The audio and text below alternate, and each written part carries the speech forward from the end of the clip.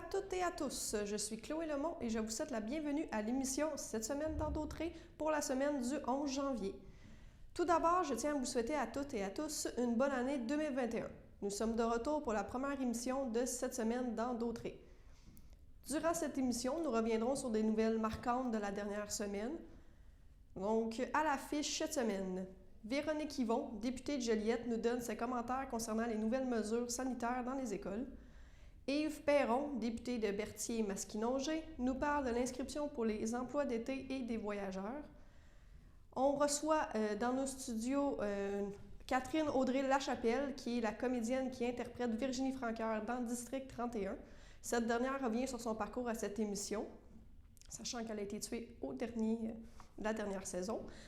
Nous avons aussi une entrevue avec Amélie Drainville, qui a été nommée personnalité de l'année 2020 par l'Action Dautré et qui a été nommée aussi co-porte-parole de Québec solidaire, la section Berthierville.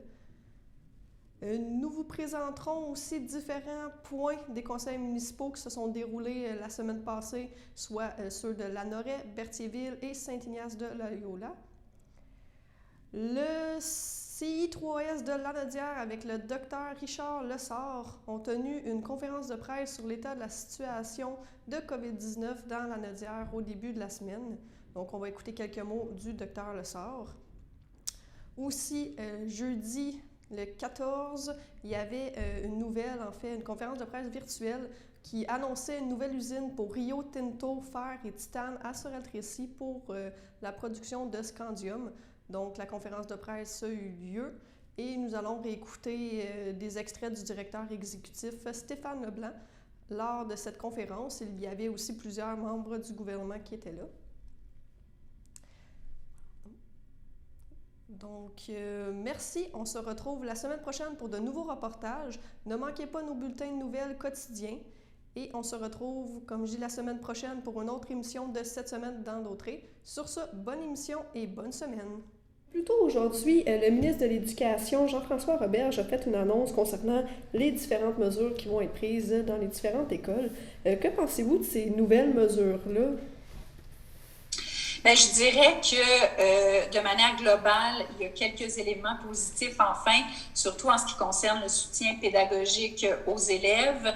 Mais malheureusement, il reste encore beaucoup de devoirs à faire de la part du ministre pour qu'il ait sa note de passage, surtout côté sanitaire, côté mesures sanitaires. En fait, on se réjouit d'abord du côté pédagogique parce que nous, ça fait longtemps qu'on demande des mesures de soutien robustes pour les élèves, particulièrement qui ont des difficultés compte tenu de tous les défis, le rattrapage, le taux d'échec là, qui semble atteindre des niveaux jamais vus. Et on demandait donc un programme de tutorat et le ministre là, a répondu présent enfin. Donc, il est un peu tard parce qu'on est rendu au milieu de l'année, mais on ne boudera pas complètement notre quand même réjouissance de voir qu'enfin ça a été entendu et qu'on va avoir recours là, à des étudiants, notamment du niveau universitaire et à des enseignants à la retraite pour venir prêter main forte. Mais là, ce qu'on souhaite, c'est que les mesures soient vraiment claires, incitatives, une bonne rémunération, de la flexibilité pour les étudiants qui accepteraient de venir faire ça. Donc, on a hâte de voir là, si les détails vont vraiment être au rendez-vous pour que ça fonctionne. Donc ça, c'est très important. Puis côté mesures sanitaires, bien là, on reste vraiment sur notre appétit. On est plutôt perplexe parce que, bon, enfin, le gouvernement reconnaît l'importance de la contamination par aérosol, mais par ailleurs, il ne met pas vraiment en place de mesures correctrices. Donc, ce qu'il nous dit, c'est que si une classe a un taux de CO2 trop élevé, il va fermer la classe. On sait qu'on n'a pas trop de classes au Québec en ce moment. Et par ailleurs, il refuse les purificateurs d'air. Il mise sur la distance entre les élèves. Or, il n'y a pas de distance dans les classes entre les élèves. Et nous, on demande des demi-classes depuis un bon moment aussi. Ça a été rejeté. Donc, de ce côté-là, on reste très perplexe. On trouve que le gouvernement pouvait faire beaucoup plus de son côté pour assurer la sécurité sanitaire des élèves dans les écoles. OK. Puis aussi, on a appris qu'il n'y avait encore pas d'examen ministériel. Ça, qu'en pensez-vous? Bien, c'est pas l'idéal, c'est certain. Dans les circonstances, je pense que c'était devenu inévitable, malheureusement. Et je pense que c'est un peu un signe que on n'a pas mis en place justement les outils pour assurer le rattrapage des élèves, pour pallier à leurs difficultés, puis à bien les accompagner pédagogiquement. Donc, quand le ministre nous dit que l'automne a été une grande réussite, là, j'aimerais ça quand même qu'il ait un petit peu d'autocritique. C'est vrai qu'on n'a pas dû refermer là, des écoles au complet à chaque jour, et ça, on en est tous très rassurés.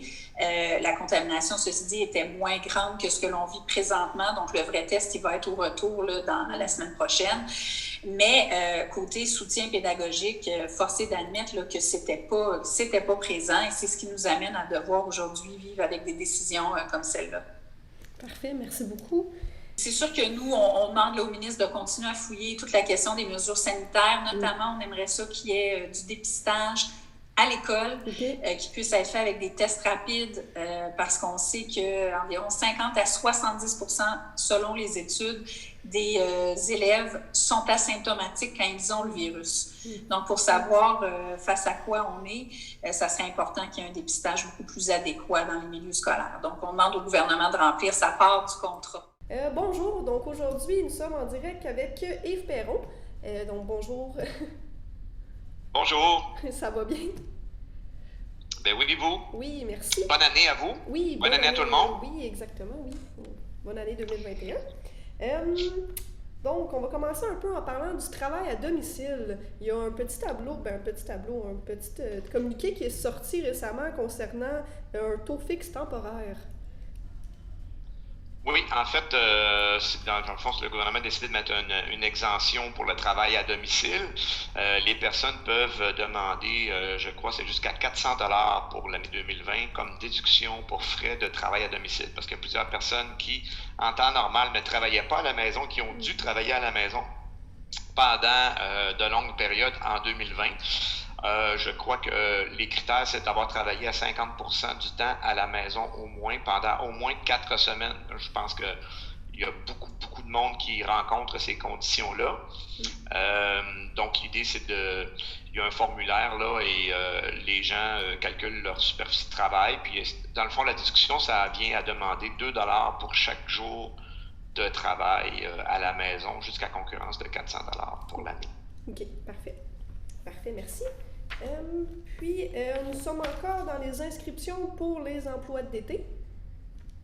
Oui, en fait, on a lancé la période de mise en candidature le 21 décembre dernier, et ça s'étire jusqu'au 29 janvier. Donc, les entreprises, les organismes communautaires, les gens de la circonscription, généralement, connaissent assez bien le programme. Donc, c'est le temps de remplir les formulaires. On a apporté des modifications. En fait, le gouvernement annonce qu'il y aura plus d'emplois disponibles. Nous, on a bien hâte de voir l'augmentation des budgets, parce que l'année dernière, ce qui est arrivé, c'est qu'on a annoncé qu'on subventionnait non pas à 50%, mais à 100% les salaires de différents secteurs d'entreprise, mais sans augmenter le budget total. Ce qui a eu comme conséquence que nous, on avait moins d'emplois total de disponibles pour les organismes. C'était un casse-tête assez complexe. En plus, on nous avait mis des contraintes de services essentiels. Donc, on avait changé un peu les critères. Cette année, j'espère que ce sera un peu en continuité avec l'année dernière, là, qu'il y aura moins de chocs. On annonce qu'on va, pour le secteur privé, là, on va subventionner jusqu'à 75% du salaire. Donc, l'année passée, c'était 100. On retourne à 75%. Les organismes à but non lucratif, eux, vont recevoir encore 100% du salaire.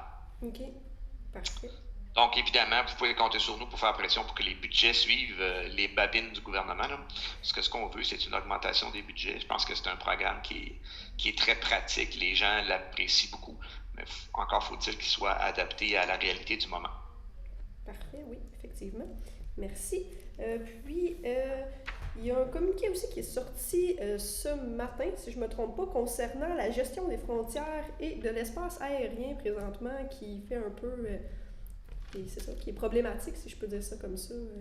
Oui, mais en fait, ce qu'il faut comprendre, Madame Lemond, c'est que les gens sont tabous. Hein? On est tannés, puis on sait que ce soir, il y aura une conférence de presse du premier ministre du Québec qui probablement va nous annoncer encore une prolongation du confinement, peut-être même un resserrement des mesures. Alors les gens sont un peu à bout. Et évidemment, il y a eu beaucoup de réactions face aux personnes qui ont choisi d'aller voyager dans le sud dans le temps des fêtes et tout ça. L'idée de notre communiqué, c'est pas nécessairement de lapider les gens qui sont allés dans le Sud, là, mais c'est de s'assurer que là, ils n'aient pas droit à 1 000 $ pour faire leur quarantaine. C'est de la simple justice là, par rapport aux travailleurs de la santé, puis par rapport aux gens qui souffrent de la COVID, des gens qui ont fait des sacrifices dans les réunions familiales dans le temps des fêtes. Il y avait comme une incohérence. Là. Et comme d'habitude, dans le fond, le gouvernement du Québec applique les mesures qu'il peut, puis le fédéral veut dire à Québec quoi faire, mais s'occupe très peu de ses propres champs de compétences. Or, la gestion des frontières, c'est fédéral. Oui, les voyages d'agrément auraient pu être interdits. Il y a plusieurs électeurs qui nous ont communiqué pour dire ça. Je suis assez d'accord avec ça. Mais ça ne l'était pas interdit. Ce qu'il faut faire maintenant, c'est ajuster en conséquence et minimalement ne pas récompenser les gens qui sont allés en vacances. Là. Ça, c'est la base de toute chose. Puis un des problèmes qui est à la base de cette situation-là, c'est le non-remboursement des voyages. Il y a plusieurs personnes qui avaient des voyages prévus en 2020 qui se sont vues octroyer des crédits voyage plutôt qu'un remboursement en argent. Ces gens-là avaient peur de perdre leur argent. Puis on dit, à l'automne, la COVID avait baissé en intensité. Les gens se sont dit, on va prendre notre argent parce qu'on ne peut pas le perdre. Des fois, c'est avec Air Transat, les actions baissent, ainsi de suite. Là, il y a un paquet de situations. Fait que les gens ont pris les voyages. Mais si le gouvernement avait forcé les compagnies aériennes, comme nous, on le demande depuis le début de la crise, forcer les compagnies aériennes à rembourser les voyages. Il y en aurait eu beaucoup moins. C'est sûr que c'est tout le temps facile, vous allez me dire, c'est tout le temps facile à dire après, mais ça fait longtemps qu'on le dit. Là. Fait qu'il y a des affaires de base qui doivent être faites. Là. D'abord, s'assurer là, de retirer l'admissibilité des gens pour le soutien, pour la quarantaine des gens qui seraient allés en voyage non essentiel. Donc, les vacances, c'est pas essentiel. Et aussi, après ça, forcer les compagnies aériennes à rembourser les voyages. M. Garneau s'est déjà engagé à ça. Ils sont en négociation avec les compagnies aériennes, puis ça aboutit pas d'aboutir. Puis à un moment donné, les gens, ils ont de l'argent qui dorment là. Les citoyens ordinaires n'ont pas à faire un prêt sans intérêt à une compagnie comme Air Canada. C'est scandaleux, là.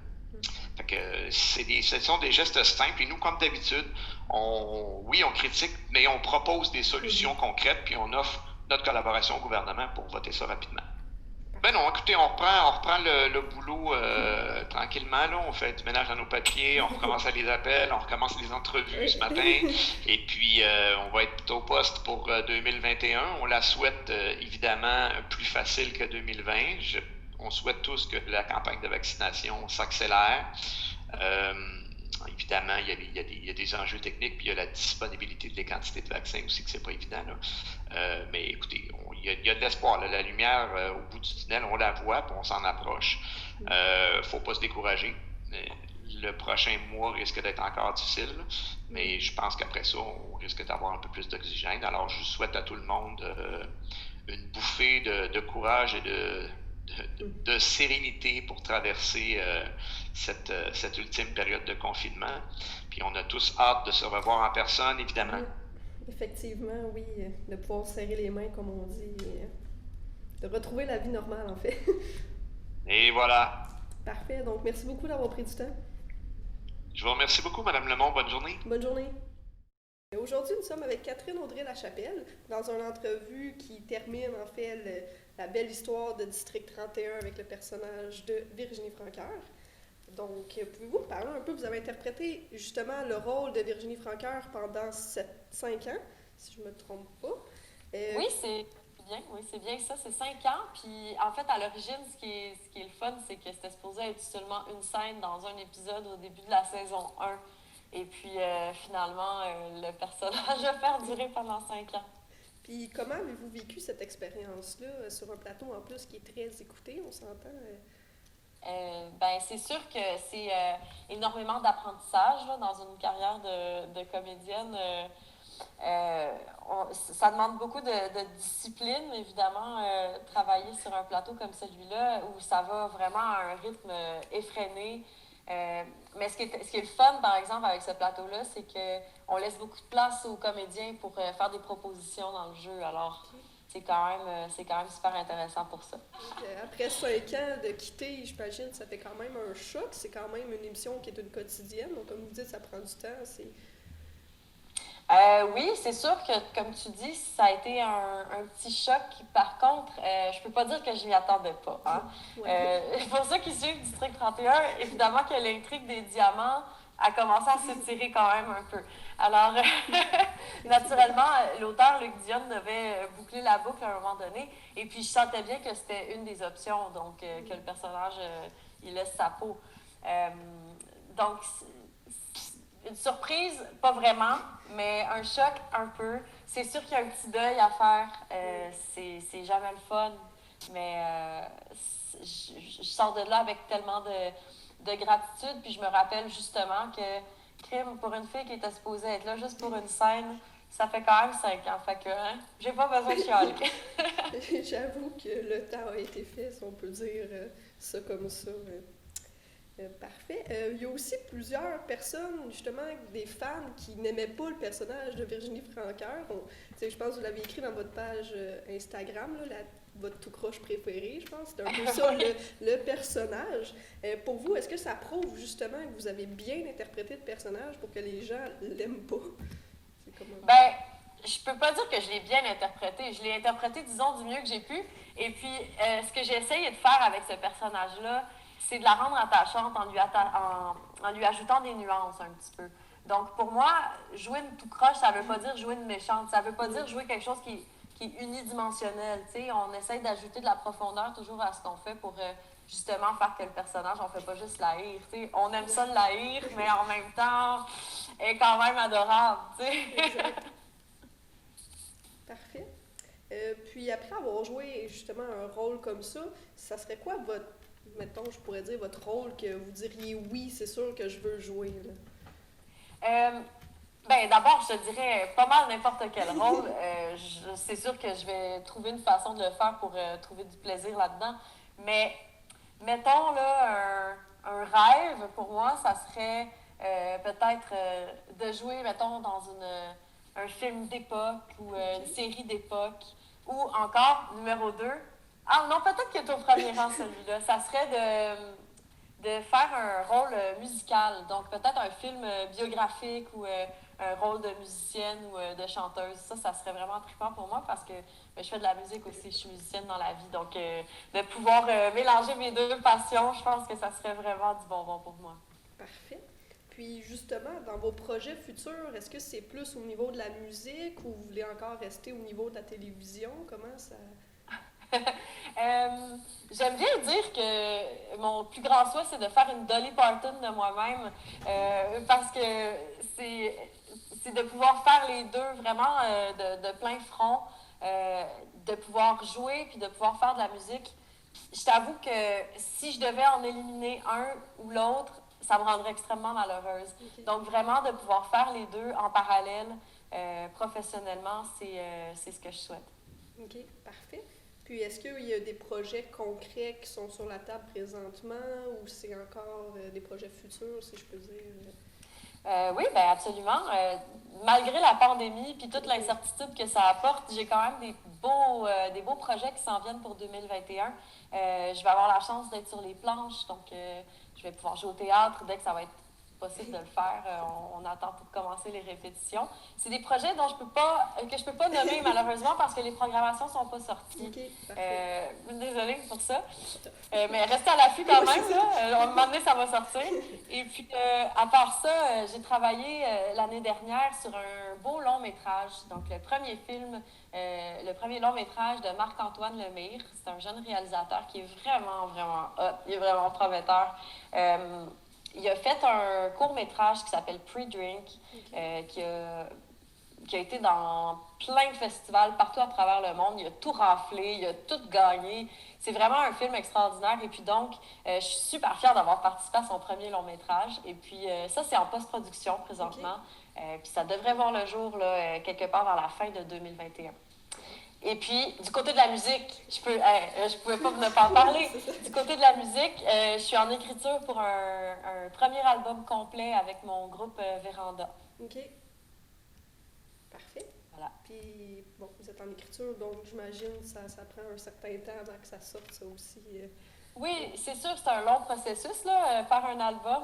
Donc, on est vraiment en train d'écrire ce qui va devenir cet album-là. Ensuite, Léandre et moi. Léandre, c'est mon conjoint. Okay. C'est aussi mon partenaire dans le duo Véranda. Okay. Après ça, c'est de penser aux arrangements, comment est-ce qu'on veut que ça sonne. Après ça, travailler sur tout le visuel, le studio, enregistrer ça, ensuite ça va au mix. Ça peut être vraiment long, mais c'est vraiment un projet qui nous fait triper puis dans lequel on peut se permettre vraiment d'avoir main mise sur tout ce qui est la direction artistique. Puis ça, c'est vraiment fun. Donc, merci beaucoup d'avoir pris du temps de nous parler aujourd'hui. Bien, ça m'a vraiment fait plaisir. Merci, bonne journée. Bonne journée. Bye. Bonjour, aujourd'hui nous sommes avec Amélie Drainville qui a été nommée en fait personnalité de l'année 2020 par l'Action d'Autrey. Donc bonjour Émilie. Amélie, excusez. Bonjour. Ça va bien? Oui, ça va bien et vous, merci. Oui, merci. En fait, donc justement, comme on disait, tu as été nommée personnalité de l'année 2020 par l'Action d'Autrey. Qu'est-ce que ça représente pour toi, cette nomination? C'est sûr que c'est une belle reconnaissance parce que disons que j'ai été dans la dernière année assez impliquée dans différentes activités, différents regroupements. C'est sûr que des fois l'action bénévole n'est pas toujours mise en lumière, mais là c'est une belle façon de reconnaître l'engagement que j'ai eu dans ma dernière année. Donc c'est sûr que c'est une belle petite fleur qu'on me fait. Puis l'autre aspect que je trouve intéressant de cette nomination-là, c'est l'aspect collectif plus qu'individuel, c'est-à-dire que le fait de recevoir ce prix-là, c'est un peu comme si on décidait de normaliser dans le discours public l'implication pour la cause environnementale puis la justice sociale, alors que parfois... par le fait même aussi de militer dans un parti politique, parce que je pense que ça peut être tabou là, de s'impliquer dans des mouvements qui sont partisans, mais cette reconnaissance-là a passé par-dessus ces tabous-là, puis c'est ça, je suis très satisfaite, puis c'est vraiment, je pense, un gain là, pour les causes pour lesquelles je milite. Parfait. Puis peux-tu nous parler un peu c'est quoi ce prix-là, en fait, cette nomination-là? Personnalité de l'année, si ma mémoire est bonne, c'est l'Action d'Autrey qui a décidé il y a quelques années de commencer à donner ce prix-là à des gens de la MRC d'Autrey pour reconnaître l'engagement qu'ils ont dans leur communauté ou les actions qu'ils ont posées qui ont eu des impacts importants. Puis, d'ailleurs, une des choses qui me rend fière de ce prix-là, c'est qu'il y a quelques années, je travaillais pour CTRB, j'avais eu l'occasion d'aller interviewer Odette Sarrazin qui avait gagné le prix Personnalité de l'année. Puis Odette, c'est une personne avec qui je travaille depuis ce temps-là, finalement, au niveau de la lutte contre les hydrocarbures. Puis c'est une personne qui m'inspire beaucoup, donc lui succéder à ce prix-là, c'est sûr que c'est quelque chose qui me fait plaisir. Puis l'année dernière, j'avais été finaliste pour le prix, puis je ne l'avais pas remporté. Puis cette année, j'étais encore finaliste, mais là, c'est moi qui ai remporté le prix. Donc, je suis vraiment contente. Parfait. Merci. Puis, c'est ça, il n'y a pas de, mettons, une bourse ou quelque chose d'associé à ça, là, c'est... Non, pas du tout. Peux-tu un peu m'expliquer les raisons de pourquoi tu as été nominée, pourquoi tu as gagné, en fait, le prix de personnalité de l'année? C'est sûr que j'ai été impliquée dans différentes choses. Il y a un des éléments importants qui je pense que a moussé ma candidature, qui était le fait que cette année, j'ai remporté le prix Porteuse d'espoir du Jour de la Terre. C'est un prix qui reconnaît l'engagement environnemental des jeunes. Puis ça, j'avais gagné ce prix-là au mois d'avril. C'est quand même un prix qui est important là, au niveau de la jeunesse qui s'implique dans le mouvement environnemental. Donc, il y avait cette portion-là. Évidemment aussi, au niveau municipal, je me suis beaucoup impliquée dans le comité de l'environnement, puis sur le projet particulièrement de la forêt nourricière. Donc, c'est vraiment au niveau municipal ce qui a permis de promouvoir l'amélioration de notre environnement ici à l'île du Pas. Puis, je pense que la forêt nourricière aussi, c'était quand même un gros projet. Là. On avait un budget de 50 000 $. C'était porté beaucoup par des bénévoles. Puis c'est un très beau succès. Là. Présentement, tout est planté. Donc, on est assez fiers de ce projet-là. Puis je pense que ça rend notre communauté novatrice en ce sens. Puis, évidemment, il y a toute la portion aussi d'implication dans les comités de vigilance hydrocarbures, comme je le mentionnais avec Odette Sarrazin. Puis, Louise Morin, toutes sortes, Guy Boudreau, mes amis camarades des comités de vigilance hydrocarbures. Puis, au niveau de Québec solidaire aussi, je suis très, très impliquée, que ce soit au niveau local, régional ou national. Au niveau local, avec l'association de Berthier, je suis impliquée depuis 3 ans. Au niveau régional, je suis aussi sur le comité de coordination régionale. Puis, je siège aussi sur le comité national de soutien aux associations pour aider au développement des différentes associations locales de Québec solidaire. Évidemment, dans une optique de un jour avoir un gouvernement qui va clairement se préoccuper de la question environnementale, de la justice sociale, de justice pour tous, finalement. Donc, c'est ça qui me porte, puis c'est ça qui transcende, je pense, l'ensemble de mes implications. Puis c'est ça que le prix est allé reconnaître. C'est pour ça que je suis particulièrement fière de l'avoir remporté. Pourquoi tu as décidé justement de te présenter puis de devenir co-porte-parole, en fait, pour Québec solidaire? En fait, il faut préciser que c'est vraiment dans la circonscription de Berthier. Là, comment on fonctionne, c'est qu'au niveau national, on a nos co-porte-paroles, puis on a notre comité de coordination national, mais c'est la même chose au niveau des associations locales. On a nos comités de coordination locaux, puis on a une structure semblable à celui comité de coordination nationale. Donc, on a des porte-paroles, une coordination, un secrétariat. On a différents rôles comme ça, responsable de la mobilisation, responsable des communications, etc. Donc, pour ma part, je suis impliquée dans l'association de Berthier là, depuis au moins 3 ans. Puis, Louise Baudry, elle, était notre porte-parole depuis 12 ans. Donc, ça faisait longtemps que Louise s'impliquait dans l'association de Berthier. Elle est toujours là, d'ailleurs, en appui, puis dans notre comité de coordination, mais elle ne voulait pas se représenter au poste de porte-parole. Ne souhaite pas non plus être candidate aux prochaines élections. Elle l'a été quand même plusieurs fois, là, au moins à 4 reprises. Donc, c'est beaucoup d'engagement, des grandes chaussures à chausser, mais j'ai décidé que c'était un poste qui pouvait être intéressant pour moi, parce que probablement j'étais la personne la plus extravertie du comité de coordination, donc pour être à l'aise à parler avec les médias, à présenter les positions aussi de Québec solidaire sur différents enjeux. Donc, je voulais tenter ma chance. Je l'avais déjà fait aussi dans d'autres associations comme La Planète s'invite à l'Université de Sherbrooke ou Québec solidaire à l'Université de Sherbrooke. Quand j'étudiais là-bas, j'avais eu le poste de porte-parole dans ces 2 regroupements-là. Donc, ça me tentait de l'essayer. Puis, pour préciser, là, cela ne signifie pas une candidature de ma part là, aux prochaines élections en 2022. Le poste de porte-parole au sein de Québec solidaire est complètement détaché des candidatures. Les candidatures à Québec solidaire se décident par des investitures. Donc, c'est les membres qui décident de qui va être leur candidat ou leur candidate pour les élections. Pour ma part, j'ai pas encore arrêté de réflexion à ce sujet-là. Puis, c'est ça, je suis très contente d'être la nouvelle porte-parole féminine de Québec solidaire. J'espère qu'il va y avoir un collègue masculin qui va me joindre bientôt. Présentement, le poste est vacant. Mais idéalement, partager la tâche puis travailler en équipe, c'est toujours plus agréable. Donc, j'ai très hâte de le faire.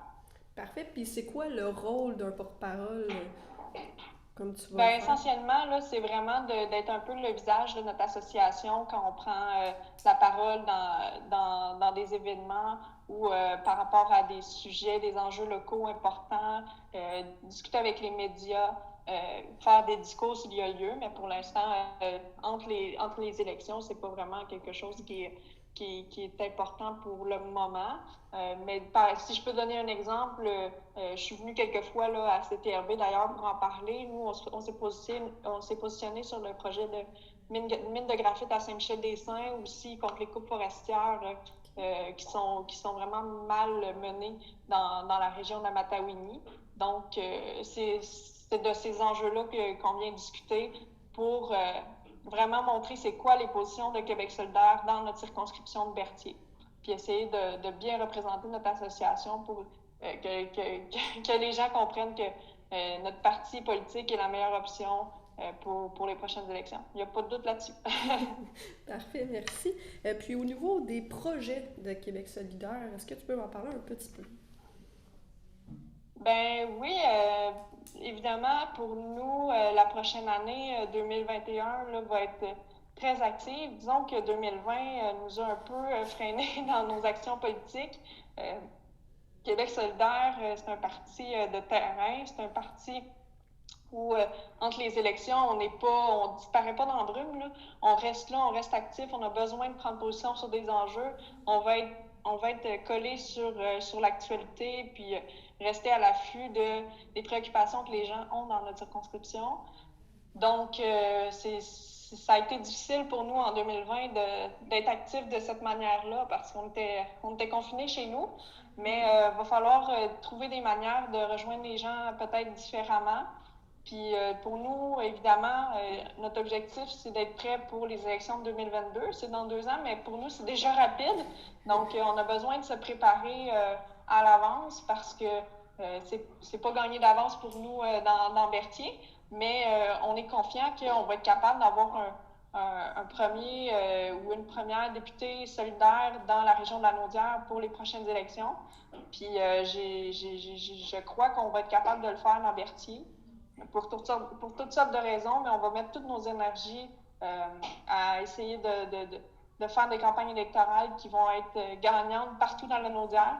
Puis pour ma part, je mettrai énormément d'énergie à essayer de préparer la circonscription de Berthier pour être fin prêt à ces élections de 2022. Donc, on va aller à la rencontre des gens de façon créative, mais on essaiera évidemment de mousser l'adhésion à nos idées, de propager nos propositions pour créer le Québec post-pandémie, finalement. Mm-hmm. Puis un Québec qui va être un pays libre, puis un pays aussi où on se préoccupe de l'environnement, de la nature. Donc, on a des gros projets pour 2021. Là, on va travailler fort, puis vous risquez de nous revoir au cours de la prochaine année. Parfait. Donc, merci beaucoup. Alors, mesdames et messieurs, bonjour. Ici Suzanne Nantel, mairesse de Berthierville. Bienvenue à cette première émission de Berthierville vous informe de l'année 2021. Alors, j'en profite tout d'abord au nom du conseil municipal pour souhaiter à tous les citoyens une année à la hauteur de vos désirs et qui, nous l'espérons, marquera la fin de cette période de pandémie à laquelle nous sommes actuellement confrontés. Qu'elle soit aussi le témoin et le reflet des efforts individuels et collectifs que les citoyens mettent à l'avant et qui contribueront à mettre un terme à cette situation. Je tiens donc aujourd'hui à remercier chacun et chacune d'entre vous qui, de par le respect des consignes imposées, fait en sorte que nous veillons les uns sur les autres pour, le plus tôt possible, parler de cette crise au passé. Alors, je vous invite à continuer dans cette voie. Et en ce sens, je tiens à vous informer que suite aux dernières consignes sanitaires reçues du gouvernement, le Conseil a convenu du maintien du service au public, donc de l'accès au public au service de l'Hôtel de Ville en personne. Il a aussi été question de la fermeture de l'Aréna pour la saison 2020-2021 et du fait que les activités de la bibliothèque se poursuivront en continu, toujours sur le principe du prêt sur réservation et du service de collecte au comptoir. Alors, pour toutes les précisions relatives à ces éléments, je vous invite à consulter le site web de la Ville ou la page Facebook de notre ville. Au niveau de 6.10, c'est qu'on a mandaté l'agent de communication afin de mettre en place un système d'infolettres pour communiquer avec nos citoyens. Ça va être par courriel, ça va être un complément aux autres outils de communication que nous avons à la municipalité. La mise en place de l'infolette au point justement 6.10, est-ce qu'il y a une date à peu près que les citoyens pourraient s'attendre à avoir une infolette ou c'est vraiment juste là le mandat est juste donné puis Je vous dirais que ça va être dans les meilleurs délais possibles. C'est que là, on vient autoriser l'agent de communication à travailler sur ça. Donc, il va y avoir des propositions qui vont être faites au conseil. Moi, je vous dirais peut-être d'ici 2-3 mois. Ça devrait prendre bon. J'en profite pour vous souhaiter une excellente année. Oui, bonne année. Puis que le meilleur vous parvienne. Puis en même temps, je le souhaite aussi à mes citoyens. Je sais que je l'ai fait par radio, mais je l'ai fait aussi hier soir sur notre enregistrement. Mais je tiens à souhaiter à tous les Lanoroises et Lanorois la meilleure année, puis qui puisse advenir. On sait qu'avec ce qu'on vit depuis près d'1 an, c'est pas facile. Puis il faut s'assurer de rester en forme psychologique et puis de ne pas tomber dans le négatif parce qu'on sait qu'il y a tellement de choses qui se promènent là, avec tout ce qu'on voit. Il faut être prudent pour se tenir en forme psychologique. Je veux dire, comme on dit, notre cerveau, il faut l'entretenir aussi parce que c'est difficile quand on est toujours enfermé. Donc, je souhaite le meilleur à tout le monde. En 10.1, ça, c'est un mandat pour se servir des services d'ingénierie de la Fédération québécoise des municipalités. La Fédération québécoise des municipalités a un service au niveau d'ingénierie qui est plus avantageux et puis que dans certains cas, comme dans ce cas-là, qui vient nous rendre un fier service, c'est pour la réfection d'infrastructures parce qu'on a quelques endroits là, qu'on a à faire à renouveler des infrastructures. Justement, toujours ma prochaine résolution par rapport à ça, c'est justement pour de mandater le service d'ingénierie, pour un appel d'offres. Les autres vont nous faire l'appel d'offres pour refaire justement les infrastructures du tronçon du chemin Joliette et de la rue du Couvent. Une portion de la rue Rondeau, c'est des vieux infrastructures qu'on a là qu'il faut qu'on revoie.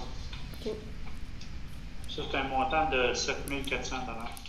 Ça, j'ai demandé à Mme Messier de mettre ça à l'ordre du jour, c'est parce que à Noël, le soir de Noël, vers l'heure du souper, je pense, la femme Bercheva, je les ai vus passer chez moi et je les ai suivis après, quand je les ai vus passer. Ils se promenaient avec 4 tracteurs, tout illuminé avec des lumières de Noël. Puis j'ai trouvé ça fabuleux parce qu'en se promenant, là, le monde, je pense que ça a mis un petit baume pour le temps des fêtes aux citoyens. Parce que même quand on passait, les citoyens clignotaient les lumières, ils étaient dans la fenêtre, ils faisaient à la main. J'ai trouvé ça merveilleux, puis je me suis rendu jusqu'à la femme Bercheva pour les remercier, mais je voulais que le conseil, on passe une résolution pour les féliciter puis les remercier d'avoir mis un petit baume en cette année 2020 pour les citoyens. J'espère que c'est pas ça, des frais de déplacement, non? Non. J'ai pas. D'ailleurs, monsieur Courchaine, quand je me déplace dans l'île ici, je ne charge jamais de déplacement.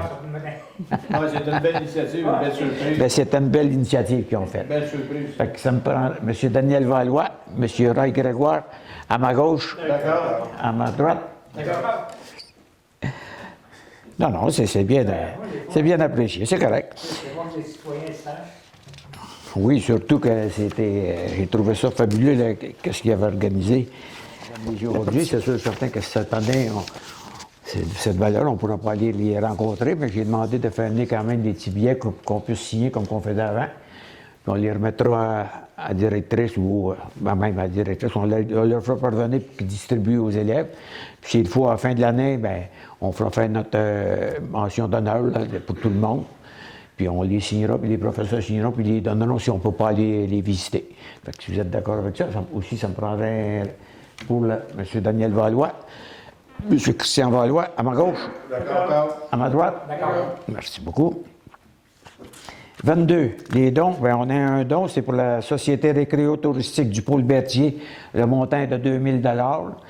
Et ça, vous savez, c'est le bateau passeur qu'on a pour l'été, pour ceux qui se promènent à bicyclette ou aussi ils font des randonnées dans les îles quand il y en a qui demandent. Je voudrais savoir, M. le maire, Oui, c'est allez-y. pas seulement juste un don. Je veux dire, on est plusieurs municipalités à participer à ça. Il y a Saint-Cuthbert, il y a Berthierville, Sainte-Geneviève-de-Berthier, l'Île-du-Pas, Saint-Barthélemy. Donc, toutes les municipalités vont donner le même montant. Ah, c'est bien, ça. On appuie pour tout le monde, puis je pense que ça a bien été cette année, même pendant le COVID. Même à cause du COVID, ça a quand même bien été. On était hésitant pour le faire au début de la saison, puis en fin de compte, on a bien fait de l'avoir fait. Ah. Je vous remercie beaucoup, M. Valois, pour les précisions. D'ailleurs, vous en faites la proposition. On fait la proposition, M.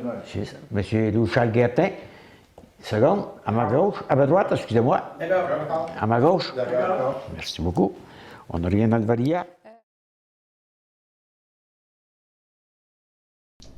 Alors ici, vous avez les cas dans les dernières semaines.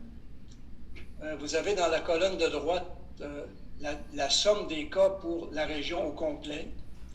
Et si on reste dans cette colonne de droite, vous voyez que à partir, par exemple, du 18 octobre, qui est la première semaine, bien, vous voyez que les cas ont augmenté beaucoup au début novembre. Ils ont redescendu un petit peu par la suite, mais depuis la semaine du 15 novembre, on était à 800 cas, 796, et ça a continué d'augmenter jusqu'au point où la semaine dernière, la semaine finissant le 2 janvier, on avait plus de 1000 cas dans la région. Et cette semaine, la dernière ligne en bas, là, qui était incomplète parce que ça termine le 9 janvier, on voit qu'on a déjà près de 600 cas et on s'attend à atteindre à peu près 1200 cas pour la semaine. Donc, ça vous signale qu'il y a une augmentation constante du nombre de cas dans la région. Et ces cas-là sont repartis de façon différente selon les MRC. Et la grande majorité, en tout cas la grande proportion des cas, se retrouve dans la MRC des Moutons. Un peu moins dans l'Assomption. Et vous voyez que Montcalm, quand même, a augmenté beaucoup dernièrement. Et on en retrouve moins dans Matawini, où c'est en diminution. On pense que c'est en diminution. Joliette fait beaucoup mieux qu'il y a quelques semaines. Et dans Dautré, mais le nombre est relativement restreint aussi. Donc, vous voyez que les cas sont concentrés dans le sud, avec des augmentations très importantes au cours des dernières semaines.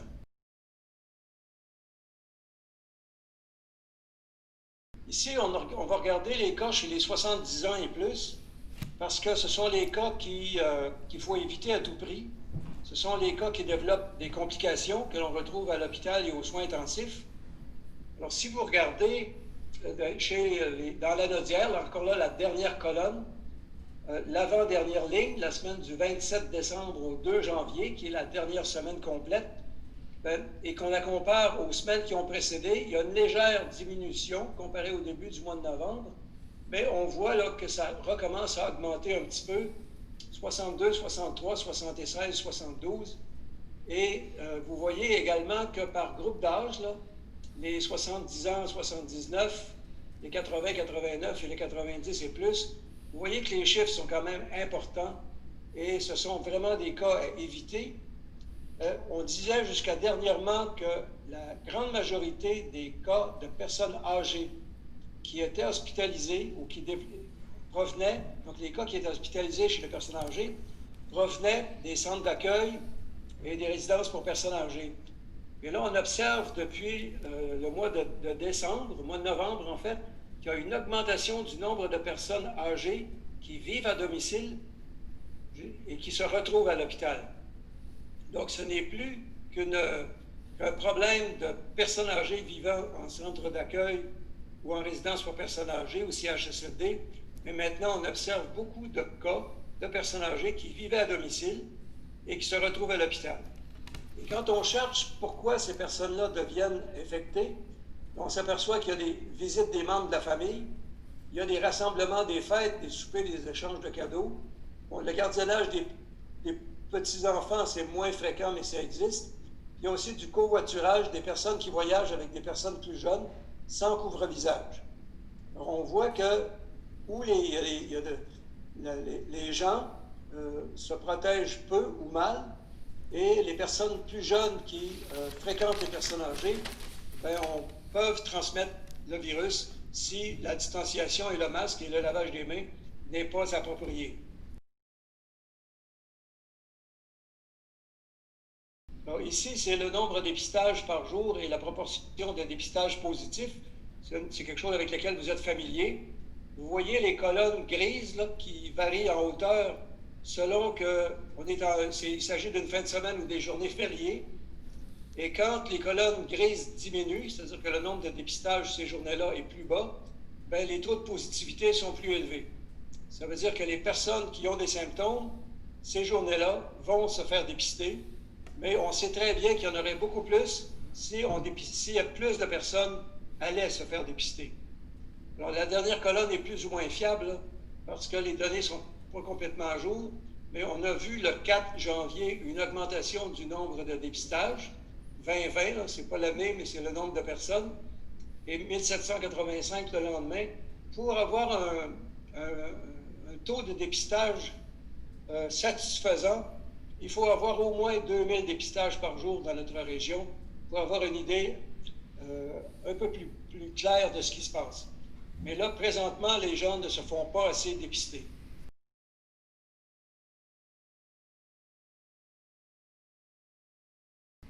Alors, vous avez la moyenne des taux par 100 000 habitants par MRC.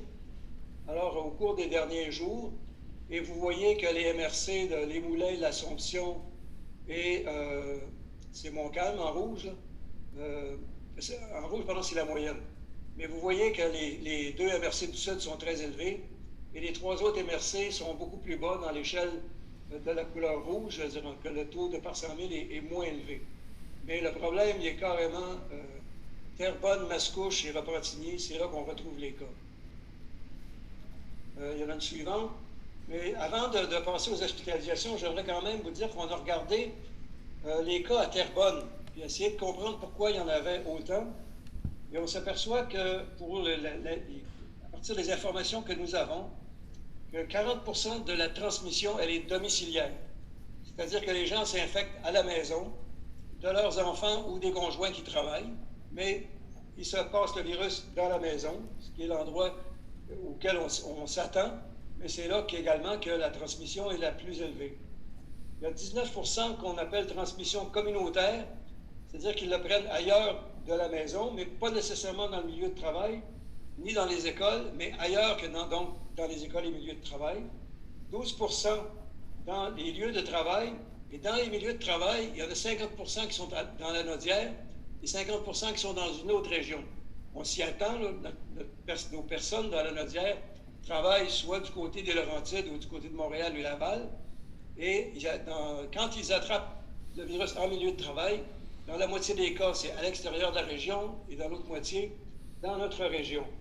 Et il y a 10% des travailleurs de la santé, donc parmi les gens qui s'infectent, il y en a 10% qui sont des travailleurs de la santé et qui le prennent en milieu de travail avec des collègues ou de patients. Et le dernier point, c'est 7% dans les écoles. Alors, on voit que le virus, il est partout et on le capte un peu partout, mais on se le transmet surtout au niveau de la maison et dans certains milieux de travail qui sont plus propices que d'autres. Mais présentement, on a de la difficulté à les identifier parce qu'il y a des éclosions dans tous les milieux de travail, quelle que soit la nature du travail, que ce soit dans des usines, dans des grandes surfaces, dans des petites surfaces, il y a beaucoup d'infections que les gens attrapent en milieu de travail. Alors, celle-ci porte sur les hospitalisations. Vous voyez que le nombre d'hospitalisations augmente. De 21 à 29, ça ne paraît pas beaucoup, mais c'est quand même 8 sur 21, c'est beaucoup. Et le nombre de cas aux soins intensifs, lui, a pratiquement doublé depuis le 26 décembre. Alors, ici, ce qu'on voit, là, ce sont des infections qui ont été acquises durant la période des fêtes. Et c'est là qu'on est particulièrement soucieux et préoccupé parce que dans un hôpital, 29 cas hospitalisés, dont 11 aux soins intensifs, ça occupe beaucoup de monde, de lits, de ressources, et donc ça mobilise des ressources qui ne sont pas mobilisables pour d'autres personnes qui ont des maladies qui nécessitent également ce type de service. D'ici le 15 février, on devrait avoir des augmentations régulières. Parce que là, on n'a pas vraiment vu le pic du jour de l'an. D'ici le 15 février, peut-être? Je pense que le nombre de cas total hospitalisés et soins intensifs devrait augmenter jusqu'à la fin février. En fait, tant qu'on n'a pas vacciné les gens en CHSLD puis en RPA, on risque d'avoir des augmentations constantes de cas et d'hospitalisation. Et c'est pour ça que les projections qui ont été faites par l'INES sont inquiétantes.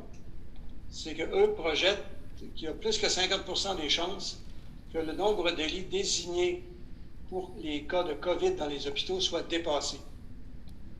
Donc, on s'attend à ce que ça augmente fréquemment, constamment durant le mois de janvier et probablement également durant le mois de février.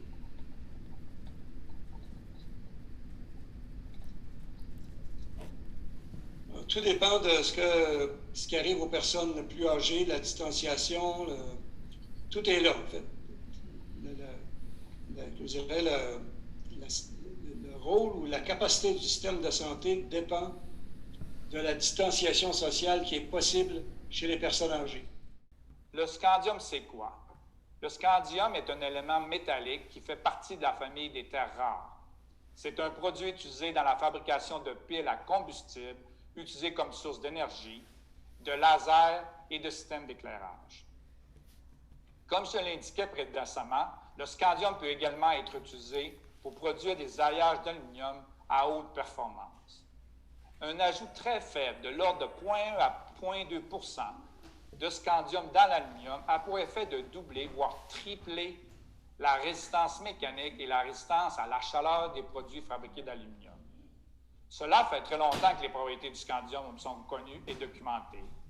Aujourd'hui, j'ai le plaisir de vous annoncer que RTFT va procéder à la construction d'une nouvelle usine de scandium. Cette unité permettra l'extraction de scandium à partir de ces installations de Sorel, offrant ainsi une source stable de ce produit basé au Québec. Je suis très heureux de vous annoncer la construction de cette usine de production, une première en Amérique du Nord. Voici maintenant une courte vidéo présentant cette importante percée de nos opérations.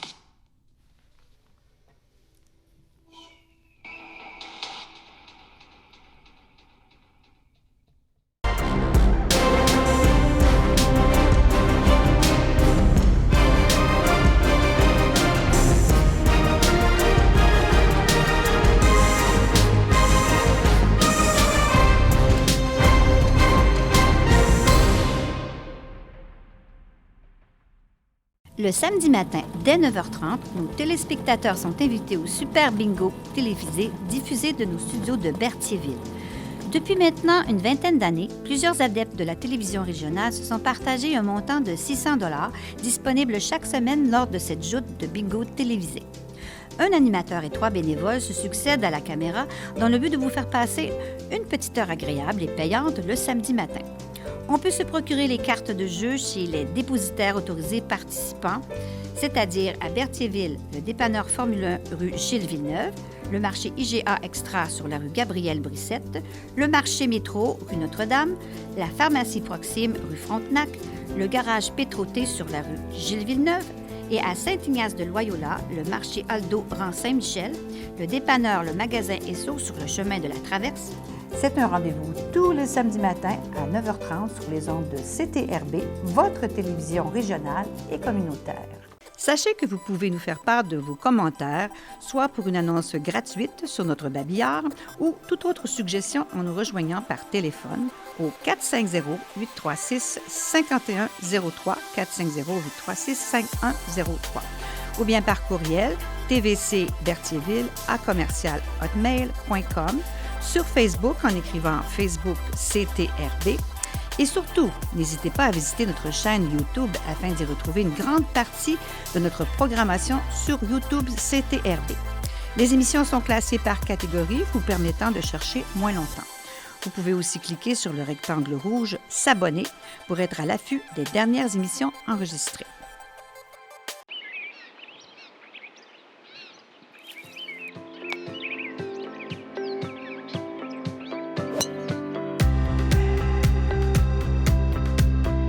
Je m'appelle Marc-Antoine, j'ai une amputation à l'avant-bras gauche. Je fais partie de la petite guerre depuis ma naissance. Quand il est venu au monde, on a vu son handicap, ça a duré une fraction de seconde, mais l'amour était là en partant.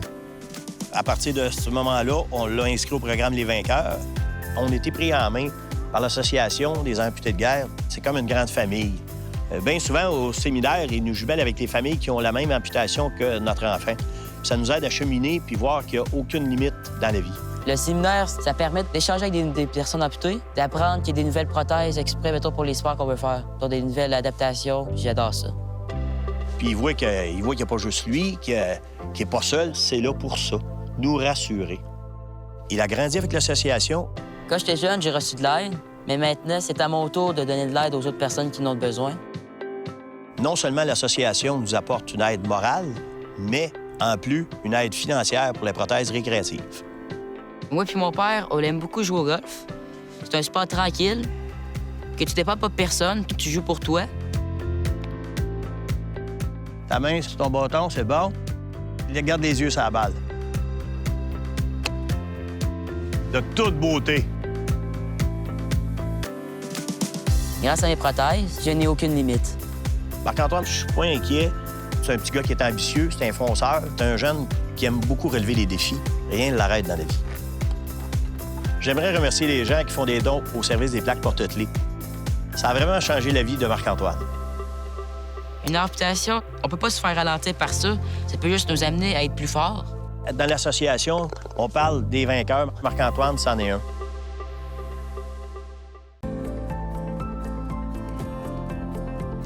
La vraie télé, c'est la télé communautaire, c'est la télé autonome, la télé libre, parce qu'elle n'est pas contrôlée par des géants, elle n'est pas contrôlée par de la publicité, elle n'est pas contrôlée par du gros argent, elle est contrôlée par vos intérêts. Tu veux savoir qu'est-ce qui intéresse les gens d'une place en particulier? Tu veux savoir qu'est-ce qui se passe en ce moment à Ville-Marie, dans les Basses-Laurentides? Bien, il faut que tu regardes la télé de cette place-là, puis elle est disponible sur le web à cette heure. 2 clics, tu sais ce qui se passe. Tu sais, l'avenir, là, c'est de parler des vrais enjeux, des vraies valeurs, de ce qui nous touche vraiment. Et il n'y a rien de mieux qu'un médium local pour le faire. C'est pour ça que les télécommunautaires autonomes font ce travail-là. Et puis, on parle souvent de codes d'écoute, puis tout ça. Un, les codes d'écoute sont assez bonnes, puis deux, le qualitatif, c'est important aussi. La qualité des gens qui regardent, c'est des gens intéressés, intéressants. Pourquoi? Parce qu'on regarde notre communauté. On peut passer à la TV pour parler de nos enjeux. Là, on parle des vraies affaires. On parle pas juste des Moses de vedettes de Schnout de Montréal. Non! On parle de ce qui se passe chez toi.